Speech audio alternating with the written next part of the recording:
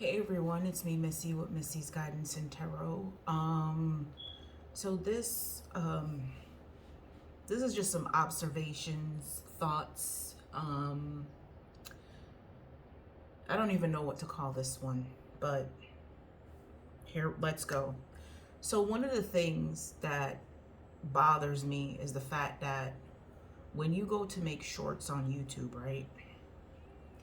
And then there's the part where you go to select the type of music that you want to be playing in the background.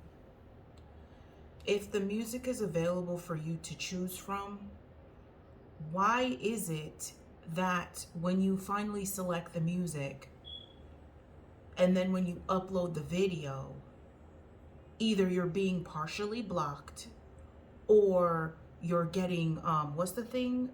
Copyright strikes. I thought by them having the music there for you to like even for the shorts, like I thought the reason why the music was there was so that you could use it and you'd be good to go. Last week I tried uploading probably about 3 to 4 different shorts by music that I selected, or unless it depends on the artist, right? So like perfect example, I selected Beyonce's, what's the word? Upgrade Ya, right? For a short that I was doing. And I got partially blocked and it said copyright strike. And I was like, oh, hell no. So I basically put the video on private, re-upload it without the music, and then deleted that one that they was trying to give me the strike on. And maybe, like I said, maybe it's is selective music that do that, but I feel that if you provide the music for people to use for their short, that should not count as a strike against you, a copyright strike, because the music came from the YouTube selection database. It's not like you went somewhere and, or like perfect example, the music is like you're streaming music, and as I'm talking, like I'm streaming music now, but I have it so low so that they don't ding me for copyrights. But something like that, I could see it's that situation. You're doing your thing, you're streaming music at the same time, you're blasting it in the background. So yeah, they have every right to do so. But if you're selecting that from the YouTube uh, music database, then I don't think they should be striking you for that. I think that's some tomfoolery right there, and that needs to be looked into. And that could be confirmation, because I just heard my speaker just pop a while ago. So that's confirmation. You shouldn't be dinging people if it's coming from your database. Like, make it make sense. It's like basically you, I can't even think of a example right now, but that's one thing that I've observed with YouTube, and it kind of frustrates me, because it's like certain songs they won't ding you and certain songs they will, and I'm just like, what in the frankincense and myrrh? Like, pick a struggle. Anyway, so that's that. Now, I tend to do my best thinking, like, I guess when I'm in water or in the shower or whatever it is. So, one of the things that I was thinking about was that, so yesterday I was listening to one of my favorite readers, and her message was talking about oh, illusions done fell and tower.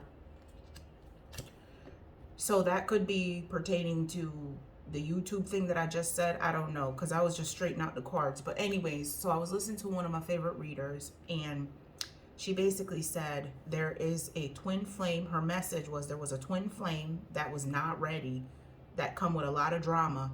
And then there's a king of cups, excuse me, a king of cups that is true love.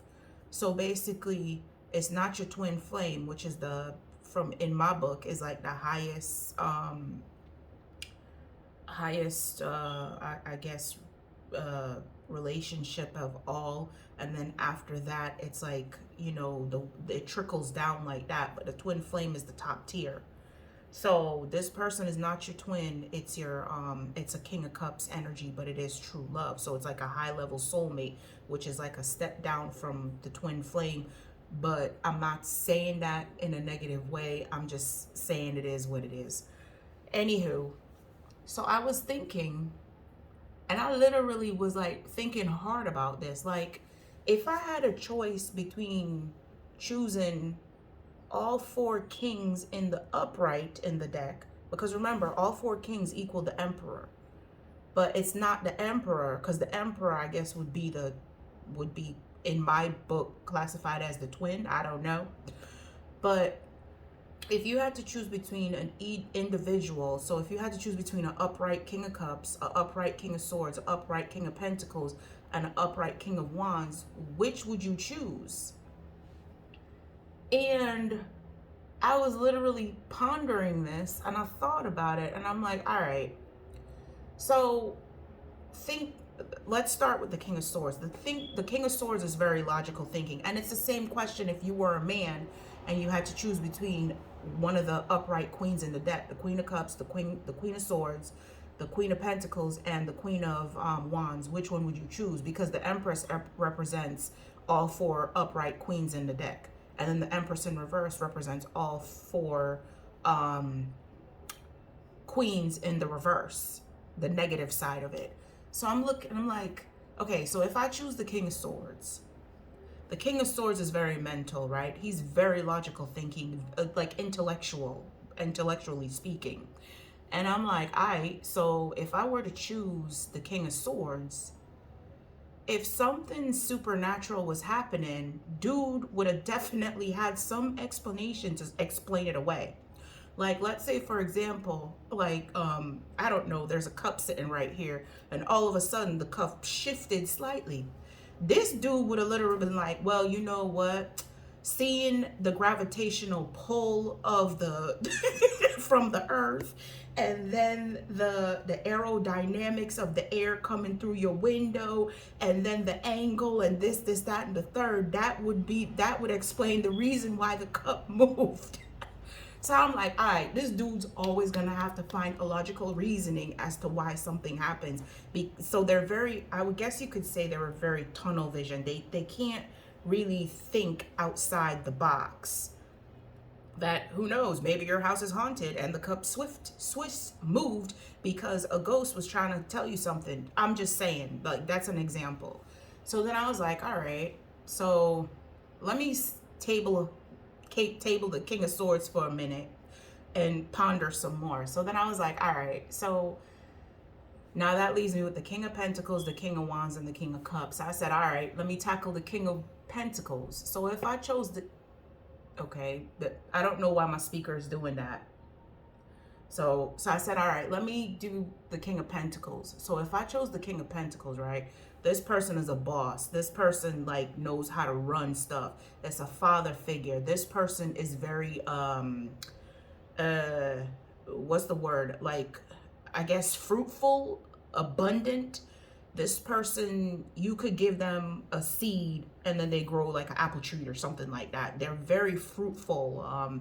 They grow things. And I'm not saying the King of Swords is not, or none of the other ones are, but this is the type of person. This one is grounded, because if you look at the King of Pentacles in the deck, he's surrounded by a whole bunch of trees and earth and this. He's very earthy type situation. So he's connected to Mother Nature, I guess you could say. And he knows how to grow things out of nothing. So I'm like, all right. But then at the same token, the King of Pentacles is very surface level. They could be shallow at time, very materialistic. But then again, that's the negative attributes of it. So if this person is in their positive side, operating fully out of there, this person will make things grow. But I feel like there's always going to be that thing about them, like going with what looks good in mainstream media. So if you don't fit the script, they're not going to choose you. They're going to be like, all right, let me go somewhere else because you do not fit into my nice things category. Like, this person could be somebody that collects nice things. It's all of the aesthetics on the outward appearance. So there's really, I don't really know what to say. And I'm not bashing the King of Pentacles. I'm just saying that this could be the type of person that basically go for the outward appearance. Could be like very surface level, you know, but very fruitful at the same time. I hope that's making sense. So I was like, all right, well, let me table him. Let me put him on the sideline with the King of Swords as well, because I'm trying to figure out, like, all right, what's going on. So then I said, all right, let me look at the King of Cups for a minute. So the King of Cups is very intuitive, right? The King of Cups leads with their emotions. So I'm like, all right, so if this person, like this, with the King of Cups, you don't have to guess if this person loves you or not. They will verbally tell you, as well as physically show you that they love you and they care for you and stuff like that. But then when you look at the negative attributes of that, it's like they could be very emotionally manipulative, very clingy, needy, da da da da da, and all that stuff. And I'm like, but we're looking at the positive side of a King of Cups. This is a King of Cups that's actually evolved. They lead with their emotions and their feelings and stuff like that. But then if they tend to somehow go to the negative side, it's like they gonna literally like lose it. They're gonna do something driven by their emotions that might not be good for anyone. So I'm like, damn, what is really going on? So we went through the King of Cups, we went through the King of Swords, and we went through the King of Pentacles. So I'm like, let me look at the King of Wands. The King of Wands is somebody that takes action, right? They're a visionary leader. They see, I guess they could see what the future holds. Like, all right, if I work on this situation right here, this is what's going to look like in the future. They're like they're usually somebody that's in charge. They're like a leader type situation. And I'm like, I don't know. After I went through all of them, the King of Cups, the King of Pentacles, the King of Swords, and the King of Wands, I'm sitting here. At first, I was like, I'm literally like, yo, I would go with the King of Cups because he leads with his emotions. But if he gets on the wrong side of his energy, it's like, it's not going to be good for nobody. I really don't know at the end of the day.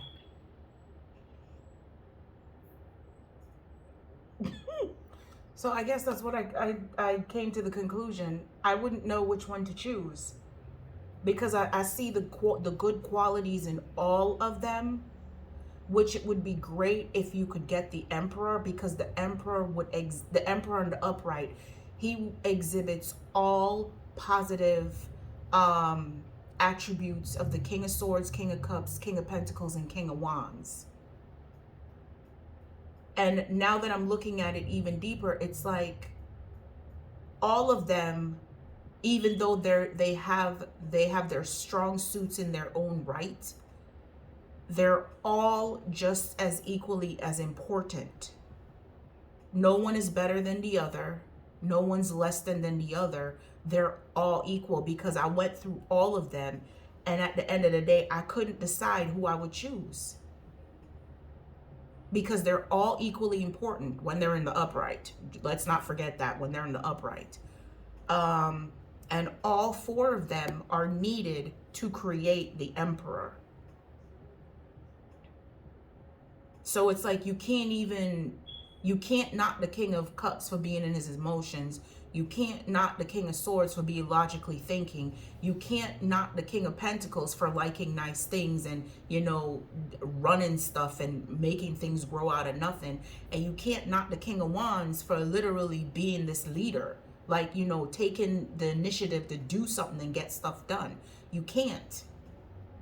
So it's like, now we're back to square one. Who would you choose? That's what I'm trying to figure out.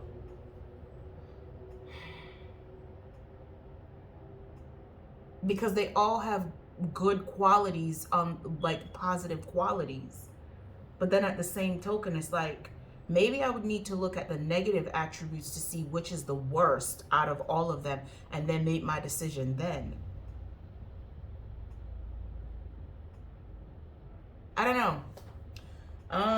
So that was what I was pondering as well. And then I guess the last thing I'm gonna say is that if there's anybody soliciting you for money or saying that, oh, okay, if I'll do a reading for you if you do this and stuff like that, and they happen to have my logo, it's not me, because I don't ask people for money. If you want to donate, that's cool. If you don't, that's fine too.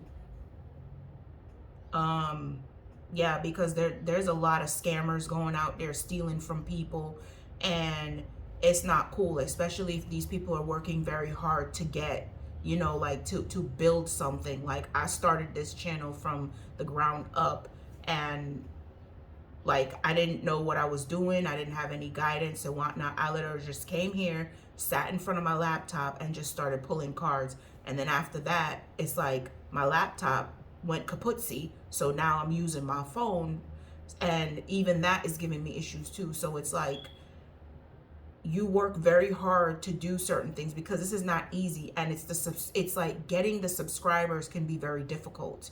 It's not something that's easy because it's like you have to make sure you're pushing out information and content that these people that resonate with these people, or you be entertaining or something like that. And at the same token, it's like, it's not easy getting the subscribers. So if you have somebody out here stealing from you, like taking your logo and all that stuff, and that logo that I have on there, Missy's Guidance and Tarot, that's not cheap. I paid money for that. That was not free. I literally hired a contractor to put that in, to create that logo for my channel. It was not cheap, and it was not free. So if you have people out here duplicating your stuff and stealing from you and making a profit off of it, they should be ashamed of themselves, because you literally put time, energy, and money into building something from the ground up. And it makes it worse if they're slandering your name because of jealousy or envy or whatever. You should be ashamed of yourself for doing something like that. You probably don't even know this person from a can of paint. And even if you did know this person, the person you knew back then versus the person today, what's today's date? I don't even know, because me and Father Time don't get along. But anyways, the person you knew back then versus the person you know today is two completely different people. So you should be ashamed of trying to slander somebody for clout or whatever. And I've been seeing a lot of readers mentioning that somebody was slandering someone. I even picked up a few times in my cards that somebody wrote an anonymous letter to someone's job saying that how there was a prostitute or a drug dealer or something like that, and it caused them to lose their job. They're out here slandering people to try to make them look bad because of all due to jealousy or hatred or something like that. You should be ashamed of yourself. You really should. And if karma's not getting you now, it's about to hit. Because I've been seeing, and it's not just me, that the Temperance Angel keep coming out. The Tower card is coming out. So things are happening. Just because we don't see it, that don't mean it's not happening. So those are the three things that I wanted to talk about. I'm already 18 minutes into this observation, thoughts, feelings, emotions, whatever it is. But yeah. Anyways, don't forget to like, subscribe, comment, and share. And you guys have a great one. Bye.